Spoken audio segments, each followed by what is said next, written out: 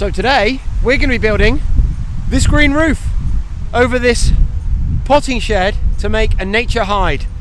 Hi everyone, so I'm here at my brother-in-law's property again. You might remember I came here before and showed you some land drainage we were putting in and a fire pit I was building, but today we're building a wildlife hide.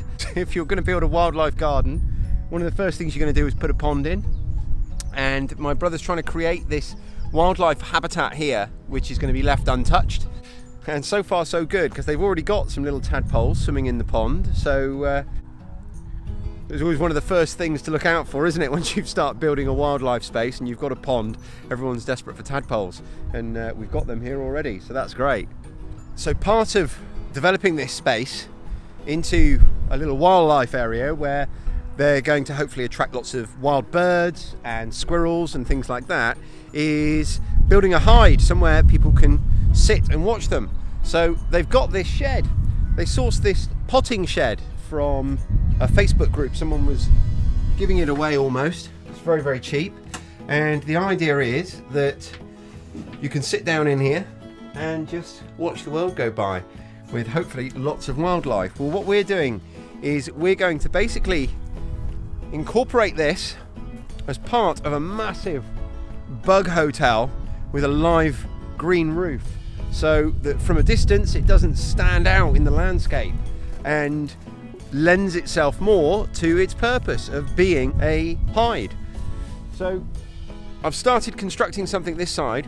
Now I don't have my tripod with me today. I wasn't expecting to be filming, so I'm not going to be able to show you much that I'm doing as I'm doing it, but what I can do is show you each stage as we go. So the first thing we're doing is we're putting in some nice big supports. These are big 4x4 timbers.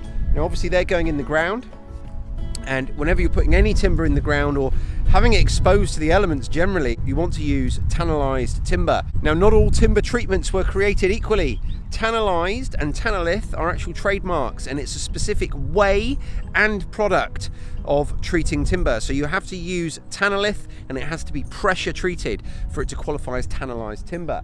So this here is tannalized timber, and it should last a good while, even under the ground down there. Now, all I've done is I've dug some simple holes. These ones are ready to go in. And what you can do, we've used postcrete here because it was the quickest method, but what I'd prefer to do if it was my property, I'd probably just fill it with rocks and just beat them down.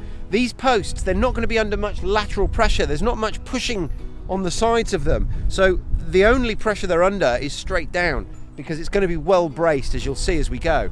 So we don't really need to worry about it being ultra secure insofar as moving around. We've only dug little holes there for that reason. We've got these three uprights here, and we've got these three uprights here, ready to take our joists. The idea is we're effectively going to build a green roof that goes up and over the whole thing. We're a couple of hours on, and we've got the basic framework of this side of our roof built. So as you can see, we've got three of these big timber posts here and another three down there, and they're all concreted in, and this one at least is braced diagonally by this piece of ply on the back. Now the reason that we've put ply there rather than just a diagonal brace is because we want to protect the actual hide from damp. We're planning on filling all this in, so basically we're going to have a roof that we can make a green roof, and then in there is all going to be like a bug hotel. It's going to be filled with straw bales, pallets, bits of wood, rotting wood, all sorts of different things, bamboo, so that bees can make nests. And what we don't want is all that, as it rots and collapses, which we want it to do that up against the building. So what we're doing is we're basically making an entire new building around the outside, which brings me on to this stuff. Now this stuff's fantastic. It's just roofing felt. It's a modern roofing felt that is used in all construction these days, in the UK at least, and it's in place of that old black bituminous felt that we used to use, which is what that corrugated roof is made of. It's a much nicer product to work with. It's lightweight, and it's also much more water resistant, believe it or not, as well as being breathable. You can actually use this if you had a big enough piece. You could use this to line a pond. Nothing's going to get through it. It's a fantastic product. So as you can see, we've got our framework up now. So the next thing I'm going to do is now the other side of the building, put 3 posts in here on this side, and then I can bring the roof across the top, and then we can start boarding it. So here we are about 2 hours into the build. Most of our framework up actually. So down here, what's going to happen, this green roof is going to sail up and over, and then this is going to be made up with just soil, and then this, where it was fencing, is going to be replaced with hedge, and that's just going to run into this green roof. It's going to look really nice. And we still need to do this side, but we've done 2/3. Now, as you can see, in terms of bracing, this ply is going to do 99% of what you need doing. It's really holding it strongly. If I give that a good shove, the camera's moving, but the timber's not. The only additional bracing that it's needed is this one piece across here. Now, I've just used an offcut of ply. Our ply comes at 1.2 meters roughly. It's actually 12-20 millimeters. But I've cut off the sides here and got these offcuts. So I've just run one of them in half diagonally, and that's going to make our 2 bracings, one for either side. You can see it here. So that's the only additional bracing that we'll need, and of course that'll be hidden when all this gets made into the world's biggest bug hotel. That's actually all I've got time for today. I'm going to be back in the morning, and I'll see you guys then when we'll finish the build. But the next step here will be to put some more of this fabric, this waterproof fabric, up over here, and then start building our green roof. Quite exciting.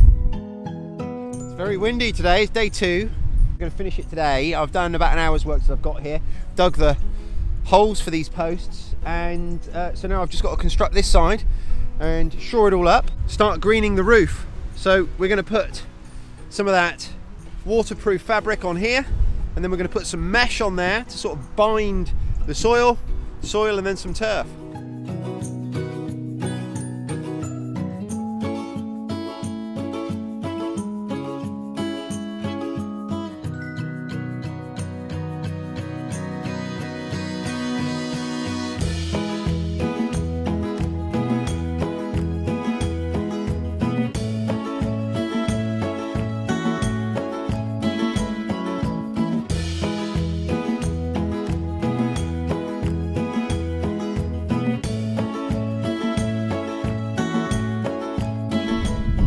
It's very windy here, as you can tell by the wind gauge. Apologies if that's causing sound problems, but you can see what we've done. You can see where we are. So the whole outline is constructed, as you can see, and it's all super secure. It's all braced really well. You just saw me walking up and down on it quite happily. Now, you might have noticed that I basically built the whole of this half of the structure before I concreted these posts in. I love doing it that way if I can. Obviously this side we concreted the posts in first to give us something solid to start with. But once this frame was built with all of those diagonal bracings, it was rock solid. So it enabled us to come along here, and with the ply on the top there bracing that roof from twisting, we could come off of those posts, and it held all these exactly where I wanted them. And the same applied as we worked all the way down, put the ply on, brace everything, so that the top of the posts are just exactly where I want them. So all I needed to do was just put a level up them, plumb them up with that level, and then concrete them in at the bottom, and it's only the bottom that could possibly have been in the wrong place. So I love working that way around if I can. So you'll see now what we've got is our waterproof membrane. Now of course we've pierced it in a few places with these screws. That's unavoidable. Now on a roof, if you're using this, where you would pierce it with your nails would be above rafters, and it would naturally dip down just ever so slightly with gravity in between, so that's where your water would run. We don't have that luxury here, so we just have to accept it. You know, there's going to be a tiny amount of water coming through. So our next job is to put some mesh on here and then put topsoil on top. That mesh is designed just to help our topsoil stay where we want it, and then we're going to form some nice curves with our topsoil so that rather than it being 3 straight sides, it forms a bell shape.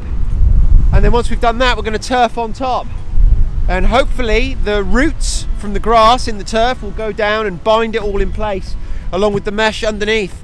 so that over time it just becomes a solid mass. It's going to require quite a bit of watering over the next few weeks while it all establishes and those roots take hold.